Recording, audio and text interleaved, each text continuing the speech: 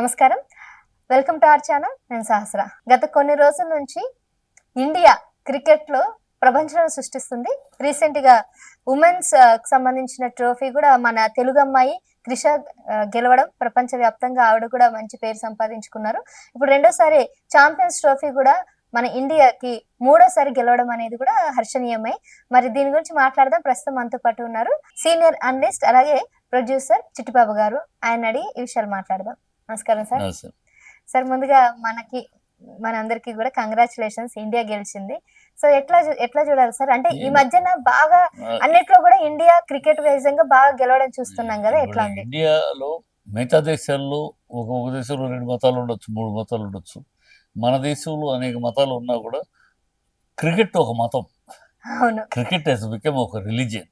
అంటే ప్రజలు అంతగా క్రికెట్ని ఆరాధిస్తాం. క్రికెట్ గెలవాలి, క్రికెట్ మనం గెలవాలి, అంత అంత మయమైపోయారు. అంటే భారతదేశానికి ప్రతిష్ట తీసుకొచ్చే కార్యక్రమాల్లో క్రికెట్ గేమ్ అనేది ఒకటి అయిపోయింది. సో అది కొన్ని కోట్ల మంది పూజలు, కొన్ని కోట్ల మంది హోమాలు, పూజలు చేశారు భారతదేశం గెలవాలి. అది ప్లేయర్స్ పెట్టి చేసుకున్న అదృష్టం, శ్రమ. అదృష్టమే కాదు, బాగా శ్రమ పడ్డారు. మన టీము, ఇవాళ ఉన్న టీము 83లో మన ప్రపంచ కప్పు గెలిపించిన టీము కన్నా కూడా అప్పుడు గెలిచాం. కపిల్ దేవ్ టీంలో ప్రపంచ కప్పు గెలిచాం 83లో ఫస్ట్ టైం. అప్పుడు గెలిచిన టీం కన్నా కూడా, అంటే ఆ టీం తక్కువ చేయటం కదా, అప్పుడున్న ఆ టీం కన్నా కూడా ఇప్పుడున్న టీము చాలా మెరుగైంది. 1 to 11 అంటే మనకు బ్యాటర్స్ 8వ వికెట్ అయిన పడిపోయినా కూడా మన బ్యాటర్స్ బ్యాటింగ్ చేయగలిగిన అప్ టు జడేజా దాకా కూడా. అంటే జడేజా ముందే రాగలరు బ్యాటర్స్, అయినా జడేజా 7 డౌన్ వస్తాడు. 7 డౌన్ వచ్చినా కూడా, అంటే 7 డౌన్ అంటే ఏంటి, 9వ ప్లేయర్ అయినా కూడా మనకి బ్యాటింగ్ డెప్త్ అనమాట. అంత డెప్త్ ఉంది, అంత డెప్త్. అలాగే బౌలింగ్ 4 స్పిన్నర్స్, ఆల్రౌండర్స్, 3 ఆల్రౌండర్స్. ఏ టీంకి లేరు 3 ఆల్రౌండర్స్. మనకి జడేజా ఒక ఆల్రౌండర్, హార్దిక్ పాండ్యా ఒక ఆల్రౌండర్, అక్షర్ ఒక allrounder, 3 allrounders, 4 spinners, 8 to 9 batsmen అంటే ఉన్న బ్యాట్ కొట్టు స్కోర్ చేయగలిగిన వాళ్ళు, మ్యాచ్ విన్నర్స్. అట్లాంటి టీము ఇవాళ మనకు ఉంది. ఈ టీం ఇంకా ఇంకా అనేక అద్భుతాలు చేస్తుందని ఎదురు చూస్తాను. ఎందుకంటే ఇంతటి గట్టి ఈ ప్రపంచంలో ఉన్న అన్ని టీముల్లోనూ మన టీము ఇవాళ పకడ్బందీ, ది బెస్ట్ ఫార్మేషన్. టీంలు ఉంటారు, బౌలర్స్ ఉంటారు, లేదంటారు. బట్ ఈ ఫార్మేషన్ టోటల్ కెసబియంగా ఫార్మేషన్. అటు బ్యాటింగ్లో 3 ఫెయిల్ అయినా గెలిచాం. ఓపెనింగ్లోనే ఫస్ట్ 10 ఓవర్లో 3 గెలిస్తే ఏ టీం అయినా పడిపోతుంది. మనం 3 ఓడిపోయి 3 టాప్ బ్యాట్స్మెన్ మొదటి 10 ఓవర్లను పోగొట్టుకుని కూడా గేమ్ గెలిచాం. అంటే తర్వాత 4, 5, 6, 7, 8, 9 దాకా కొట్టగలిగిన స్ట్రోక్ ప్లేయర్స్ ఉన్నారు. సో అట్లాంటి అపోనెంట్ని మన స్పిన్ మాయాజాలంతో, మన కెప్టెన్సీ రోహిత్ శర్మ కెప్టెన్సీ బ్యూటిఫుల్గా స్పిన్నర్స్ వాడటం కానీ, అంటే బ్యాట్స్మెన్ సెటిల్ అవ్వకుండా.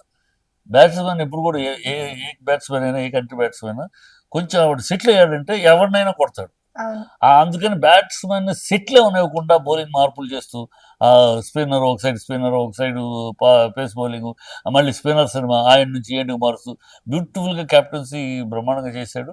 అందువల్ల మనం విజయం సాధించాం. ఈ ఛాంపియన్స్ ట్రోఫీ మూడోది అనుకుంటా. గతంలో సింగిల్ గెలిచింది, తర్వాత జాయింట్ 2003 సింగిల్ గా గెలిచాం. తర్వాత మనం శ్రీలంక పంచుకున్నాం. తర్వాత ఇవాళ మళ్ళీ గెలిచాం. సో మొన్న T20 గెలిచాం. మొన్న T20 కూడా ఐ థింక్ 1 మంత్ కూడా అవ్వలేదు. T20 గెలిచాం. సో రోహిత్ శర్మ ఆధ్వర్యంలో ఇప్పుడు ఈ టీంలో చూడండి, గిల్ సెంచరీ చేశాడు, కోహ్లీ సెంచరీ చేశాడు, మళ్ళీ ఇంకోటి సెంచరీ జస్ట్ 84 రన్లు చేసి సెంచరీ మిస్ అయ్యాడు.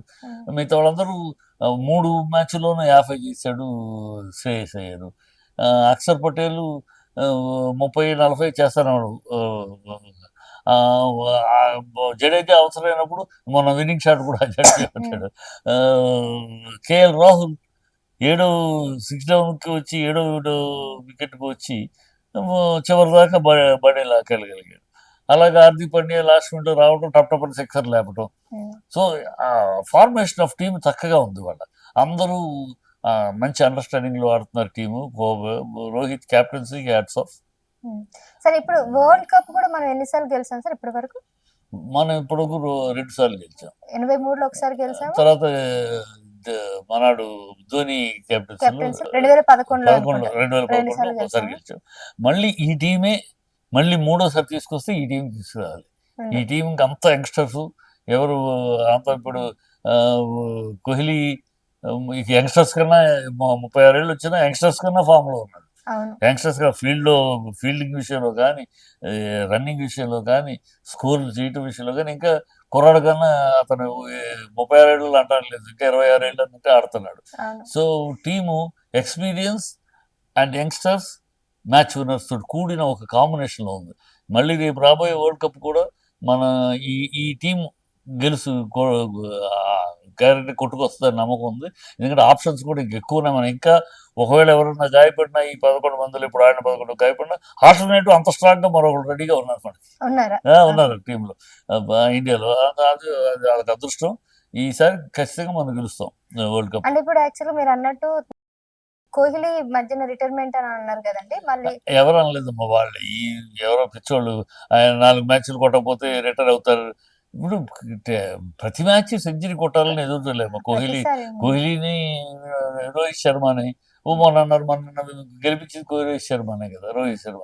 సో మ్యాచ్ అనేది ప్రతి వాడు ప్రతి మ్యాచ్ 100 కొట్టాలంటే కాదు కదా. అది క్రికెట్ ఈజ్ అ గేమ్. అది ఒక్కోసారి ఒక మిస్ఫైర్ అవుద్ది. కోహ్లీ అవసరమైన పాకిస్తాన్ మీద కొట్టాడు, గెలవాలి, ప్రెస్టేజ్ కొట్టాడు. మొన్న సెమీఫైనల్స్ గెలవాలి, కొట్టాడు 84. అవసరమైనప్పుడు ఆడాలి, వాళ్ళు ఆడతారు. అంతేగాని మామూలుగా ప్రతిసారి కొట్టలేదని పిచ్చోళ్ళు ఏదో వాగుతూ ఉంటారు. కానీ players are like that. Ponting ఉండేవాడు ఆస్ట్రేలియా, మామూలుగా ఆడుతూ ఉంటాడు. ఫైనల్స్ ఇలాంటి టోర్నమెంట్లు వచ్చిందంటే చెలరేగా ఆడాడు. 2 సార్లు గంగులీ పీరియడ్లో మన చేతికి వచ్చిన దాన్ని లాక్కెళ్ళాడు పాంటింగ్. చేతికి వచ్చేద్దాం, మనమే ఫైనల్స్కి వెళ్ళాం, మందే అనుకున్నారు అందరు. ఫైనల్స్లో పెద్ద వీర విహారం చేశాడు పాంటింగ్, ఎవరు ఊహించని రీతిలో లాక్కెళ్ళిపోయాడు. అట్లా ప్లేయర్స్ అనేవాళ్ళు వరల్డ్ క్లాస్ ప్లేయర్స్ ఎప్పుడు ఆడాలో అప్పుడు ఆడతారు. మామూలుగా ఆడకూడదంటే ఆడతారు. మిగతా ఉన్నారు కదా వాళ్ళు ప్రతిసారి దిగినప్పుడల్లా సెంచరీ కొట్టాలని పిచ్చేవాళ్ళు బాగుతూ ఉంటారు. కానీ they are standard players, world class players. వాళ్ళ రికార్డ్సే చెప్తాయి, వాళ్ళ చరిత్ర చెప్తాయి. నేను ఇప్పుడు ఎన్ని మ్యాచ్ విన్నింగ్ గేమ్లు ఆడాడు కోహ్లీ, ఎన్ని మ్యాచ్ విన్నింగ్ గేమ్లు. మొన్నటి పాకిస్తాన్ తోటి కలిసి, నిన్న సెమీఫైనల్స్ ఆస్ట్రేలియా తోటి కలిసి మ్యాచ్ విన్నింగ్ గేమ్లు కదా ఇవన్నీ. వాళ్ళు కొట్టకపోతే 6 మ్యాచ్ లేదు. సో అది తెలుసుకోవాలి, ఏదో అవుతూ ఉంటారు. రైట్ అండి. సో నిజంగానే అంటే ప్రతి మ్యాచ్ గెలవాలనేది సాధ్యం కాంది. కొన్నిసార్లు జయాలు అపజయాలు అనేది సర్వసాధారణం ఏ రంగంలోనైనా. బట్ ఎట్టకేలకు ఈ మధ్య కాలంలో క్రికెట్ రంగంలో మన భారతదేశం అయితే చాలా అవార్డులు అలాగే విన్నింగ్ అయితే చూస్తా ఉన్నాము. అది చాలా సంతోషనీయం.